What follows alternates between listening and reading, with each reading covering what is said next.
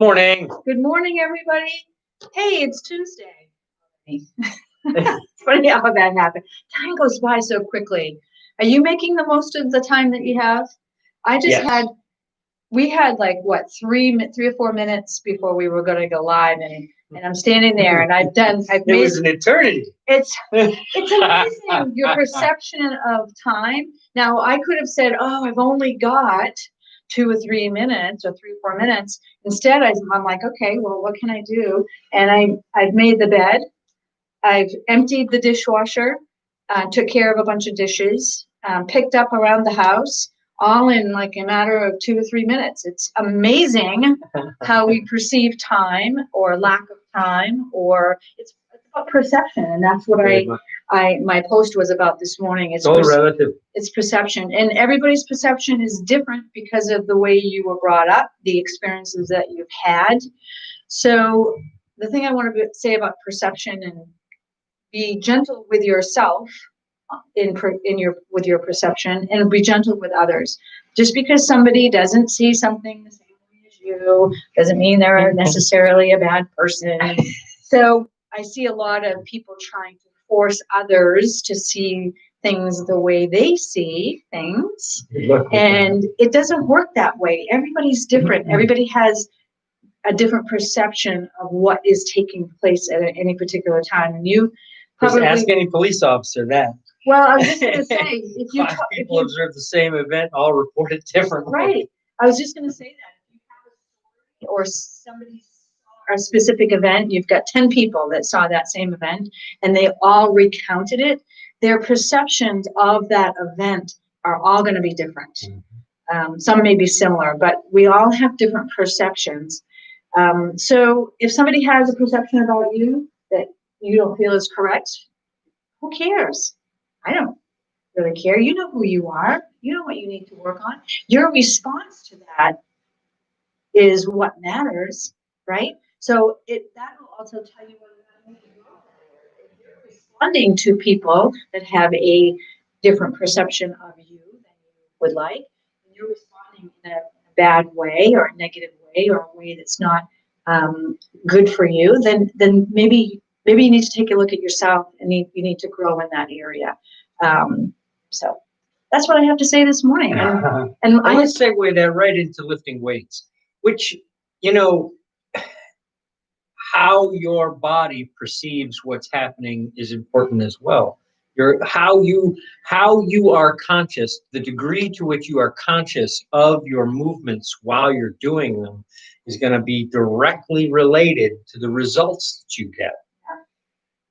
How that information is processed in the brain and under what circumstances is just as important as how much weight you lift and at what angles you hold the joints of your body. Yeah. Here's a good test. When you're working out today, perceive or really listen to what you're thinking about. Are you thinking about what's going to take place later? Are you thinking about what happened yesterday? Or are you really thinking about the moves that you're making in the moment? Feel them. Because it makes an imprint on your brain, and it makes an imprint on your body when you do that. So the next time you work out, it's going to be easier because you have that. Your brain actually took a snapshot of that, and it helps you use that. So stay present in your workout and make sure you're using good form. Thus increasing the speed at which the nerves myelinate. Okay. I'm going to take off my hat. I'm in a Christmas spirit today. See, we have Christmas colors here. I did not get that memo. I'm sorry. I'm going to take my hat off, though, because otherwise I'll be roasting to death. And we're just going to do a little bit of a warm-up. So if you guys are sitting, what's wrong? You need to stand up. You need to get up off your seats, because we always feel better when we move our bodies, after we move our bodies. Now, what we're going to be doing for warm-ups is going to be helping you with your mobility. Yes. And so we can go ahead and go. Those of you who've been here before, you know the drill. Now, mobility is different than flexibility. Flexibility is when your muscles stretch. Right? Flexibility is the ability to flex. Right. So mobility is more in your joints, and it's the ability for your your joints to move in the range of motion that needs to move. And you cannot, if you're trying to, so if you don't have mobility, you're not going to have good flexibility because your muscles. Well, they're related. It's an interesting thing. So the things that we're doing here in the warm up actually help with mobility of your body, your joints. It gets your joints lubricated. You should be moving specific areas of your body every day in order to have good mobility. And good mobility helps you age graciously. Yeah, it helps the longevity of your life. These are hard opens. These are one of my favorites. We move our shoulders. So shoulders are a really big place that I need to work on mobility. Yoga helps mobility. Kettlebell training helps mobility big time. And it's important as you get older to be able to stay mobile. And you get less injuries when you have good mobility. And we're just stretching the arm. Well, I'm doing an opposite arm than David, but that's okay. And just warming up our body. Nothing major, just kind of getting our joints moving, getting the fluids going. Going to do a little bit of a half head roll. To the right. And I kind of think of these as, and you've heard me say it before, move it, lose it. And it's true, it's about mobility. And if you do not move your body, specifically if you're sitting at home, if you're now working at home because of COVID and you're sitting for a long period of time, you need to get up and do these at least these warm-ups every day throughout the day to stay mobile. Because if you don't move them, you'll lose them. We're really not synced. Yeah. I tried to follow you. I don't know what's going on. All right. Bend your knees, place your palms flat on the floor. Down low, stretch your glutes by getting lower and lower and lower. This will help with the mobility of your hips too on this particular move. Straighten your legs. They might not go all the way straight with your hands on the floor. That's okay. Don't push it. Shift over to one leg and straighten the other. And to the other side. Now bend them both and then try to do them straight again. Together. The other thing you can do too is do ankle rolls. So if you put all of your weight on your left leg and you pick your right foot up and just roll your ankle. And this keeps your ankles mobile. Let's go the opposite direction. This is a good one to do during the day too. Or if you're standing a lot. I used to do a sales job and I was on my feet. Literally, let's go to the left foot. And so I was standing a lot, or if you're doing something during the day that you're doing a lot of walking. Same thing with the wrists. You can, if you're doing lifting or doing hand work of some sort on the computer all day, this is really important to do to keep your wrists mobile. You can kind of stretch your arm a little bit here. I added to our warm up. That's okay. When I used to have my school, sometimes the kids would beg me, they're like, can we just do an all-day stretching class? It feels great, doesn't it? It does. It just feels so good. I do it throughout my day. I'm here on the computer most of the day. So I make sure that I get it. Oh, we don't even have our kettlebells out. You don't have our kettlebells. Change the angle here just a little bit. All right, let's see who we have with us this morning. Ricky Pearson. We've got Susie. Susie was my neighbor when I was growing up, and she was the youngest of 6 kids. And it was always my favorite place to go. I graduated with them. They were in my class. Hi, guys. Good morning. Thank you for joining us. We've got a couple of people on Instagram as well. Yeah, so Marilyn and Joni, who both look fantastic and are very active. They know how it is in terms of we get, time goes by really quickly, and all of a sudden you find yourself in your 50s heading towards 60, and it's like, what the hell? When did that happen? And I still feel like a kid. Yeah. All right. So let's grab our kettlebell. Perfect. Thumb to the back. Pinky to the middle of the handle. Sit both legs down. Bring it up and to the side. All right. Sit back into your hips. And as you come up, so you want to really tighten your core on this one. And as you come up, squeeze your glutes. You should be grounded. Your feet should be grounded to the floor, like getting really good stability. And you don't want to move your body to the side. The kettlebell's going to want to pull you over. And the idea of this is to use your core, seat your shoulders, and stay in one position as you go down. And then squeeze your glutes when you come up. Bring your feet a little bit closer together. You're going to pass it back and forth. Fold at the hip. So on this one, looks can be deceiving. We're not using all of our arm muscles. We're using our hips and our core for the power to move the kettlebell from side to side. So I've got my core fired, bending at the crease of the hips here, and as I want to throw the kettlebell to the other side, I'm using the power of my hips. And bring your feet a little wider. Swing to the rack. All right, here we go. Swing to the rack. 5 of them. I'm going to actually change my kettlebell. Mm-hmm. This is my next one up. Yep. It's heavier today.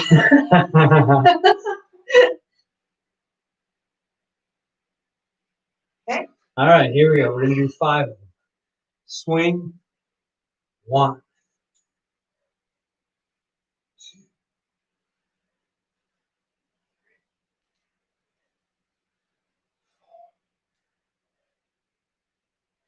Change hands.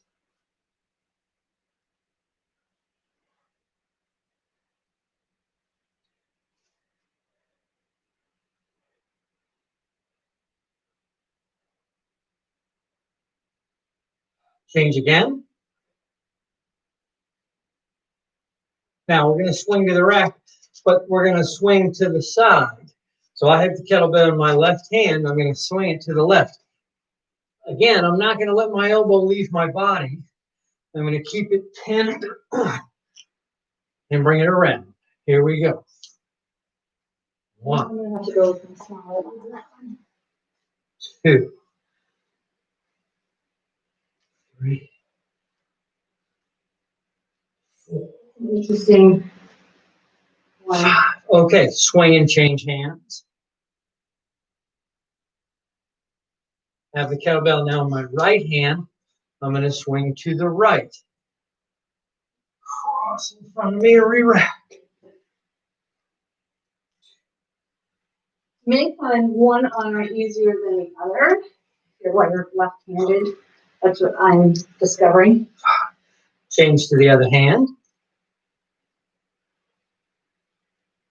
Now, instead of throwing it to the outside, I'm going to throw it to the inside. So I have it in my left hand. I'm going to throw it to the right.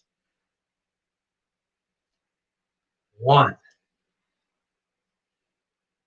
First, do we move our body on this? 3. All of it is being done with the body. Well, okay, so I guess what I'm asking is, do I turn my body, like, watch what I'm doing. The goal is to keep your elbow close to you. Yep, so what did I do wrong? Just allow, here, let's set it down. I don't feel like I'm doing it correctly. So all I'm doing is allowing the kettlebell to drop to the side. I don't have to do anything because it already wants to go down. So I rotate my body, let the kettlebell drop, Allow it to go across, and then assist it on its way back up. Turn my body back to the front. So all I'm doing You can move is your body. a rotation of my body Okay. very slightly and try and keep the elbow pinned against my body. Okay. So let's go to the other hand. And you really have to have a tight core on this. Yes. Swing it to the rack. I'm going across my body. Re-rack. 1. So I get to ask those questions that you all want to ask when you're working. Because I'm here. If you have questions when you're doing a specific move, just drop them in the chat box below and you can answer them when the show is over. Okay. Okay. All right.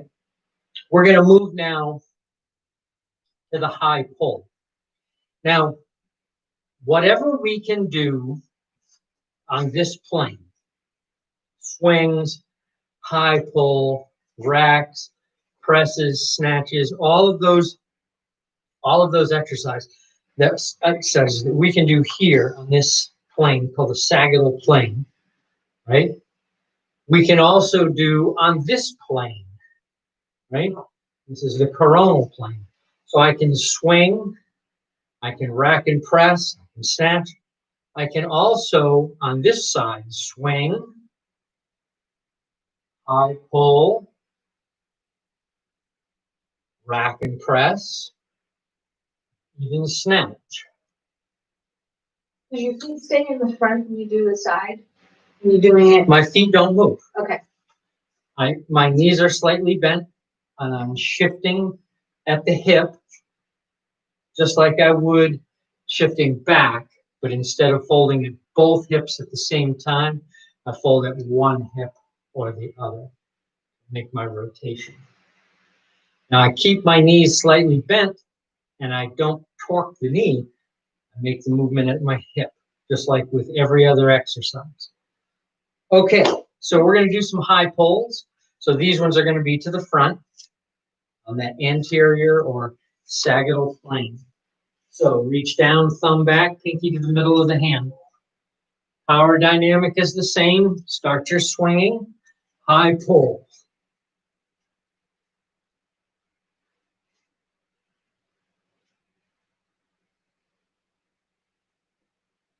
And rack it. We're going to change hands. I'm going to do 5 high pulls on this side. So on this first one, I let the kettlebell go straight. Keep it that way for my high pulls.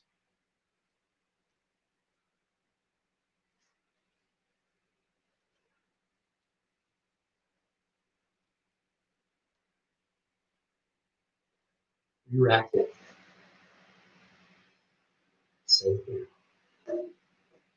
Now, let's try the high pull on this plane. So it looks like this. I'm going to bring the kettlebell here, and we'll just start from this position. This is analogous to swinging the kettlebell.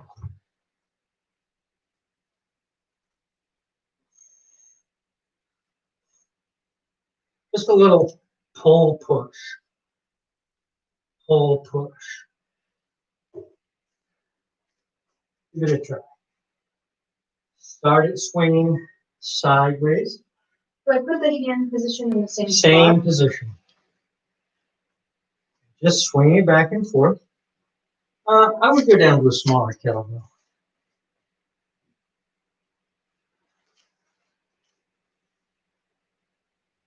Use your core to swing it. Straight across. Don't wrap it around you. There you go. And when you're ready, bring it up, pull, push. Now you're getting it. Use the momentum. You're pulling too fast. Swing it out further. Swing it way out there. Like out, like on the side? Yes. Swing it out that way. So you So- swing it out there, Okay. pull, push.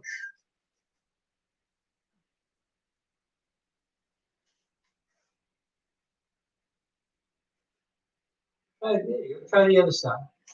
My kettlebell's too light. Maybe. I don't like doing pulls on this one because it's That's good. my right part. It's a lot easier. Yeah. There it is.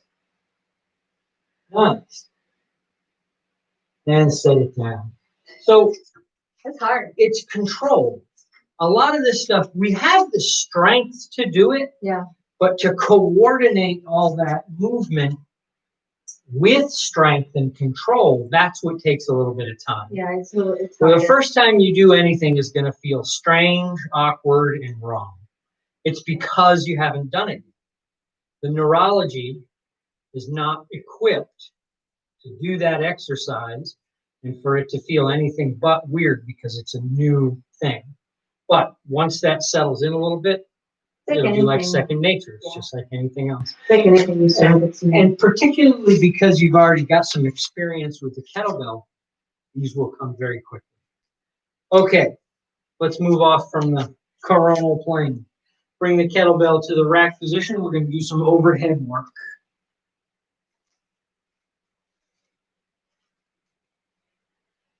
Sit back into your hips, press the kettlebell overhead, and hold. Now, put this hand up, fire, grab a hold of your tricep. Fire it as hard as you can. Feel it nice and tight and feel it lock your elbow out.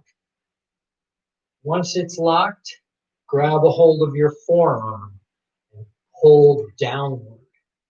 Feel that seat your shoulder through that locked elbow. Look up, make sure your wrist is straight. Pull your arm all the way to your ear. Fire your tricep hard again and let go with the other hand. Grip like you're going to crush the handle. And now I want you to imagine that you're going to do a one-armed pull-up. Fire your tricep hard and pull yourself up with one hand until your chin is over the bar. Change hands.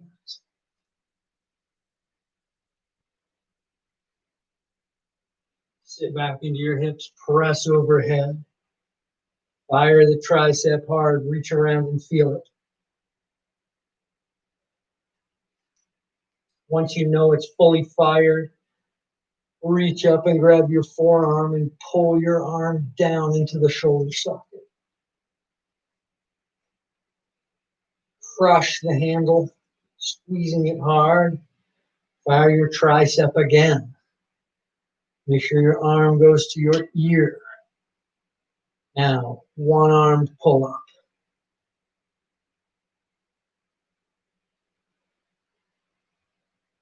Changing. Now, sit back in your hips, press overhead. One-armed pull-up.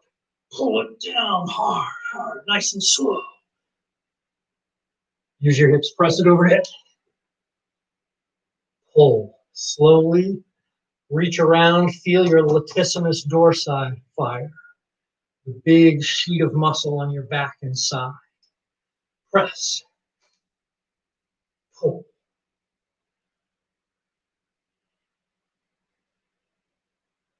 Press. Pull. One more. Press. Pull.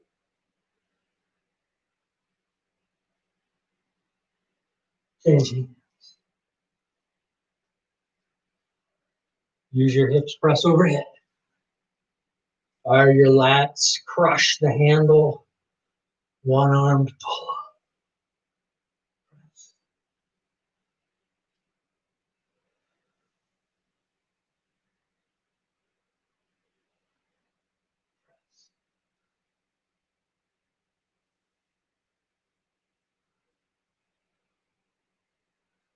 Press. Press.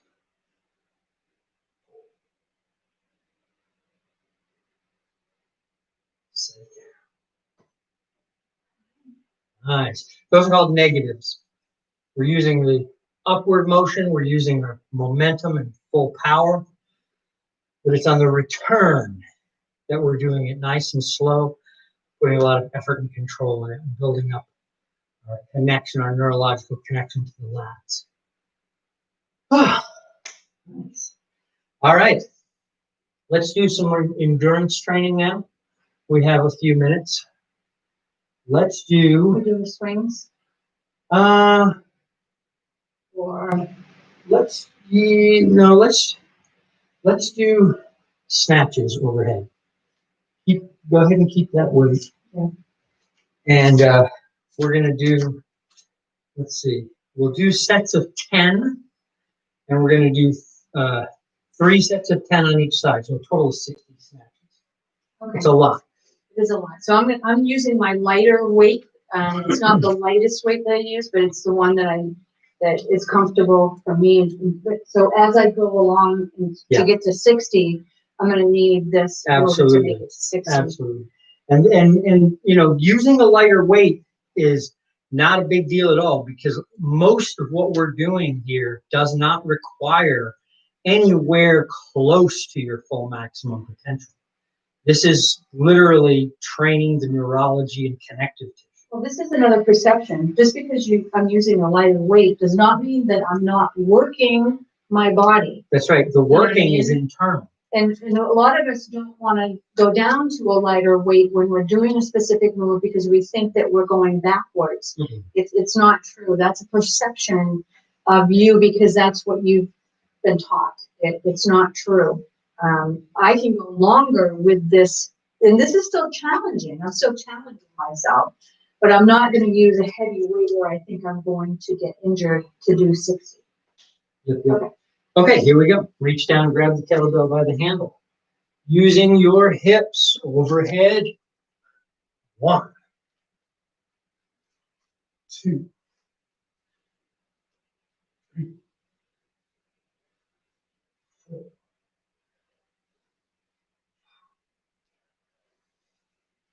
6, 7.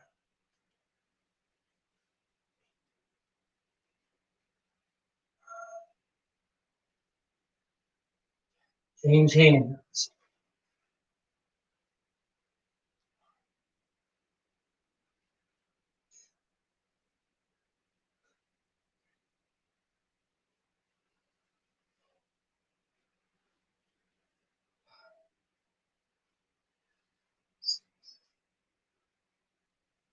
Seven.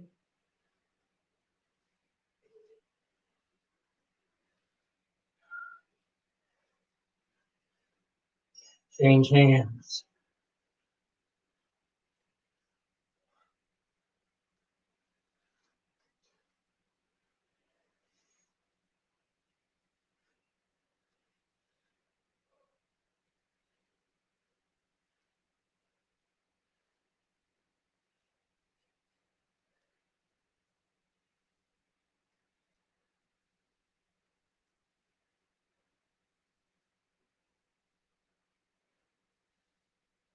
That's halfway. Change hands.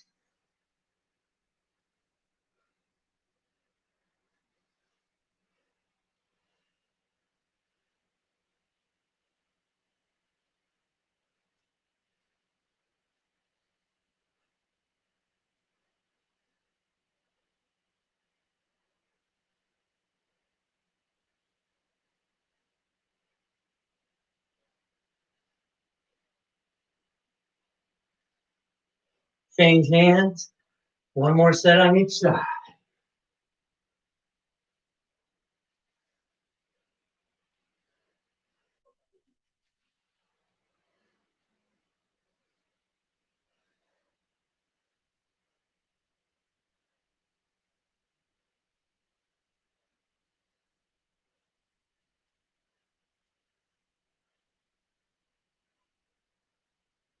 One more. Change hands. Last set.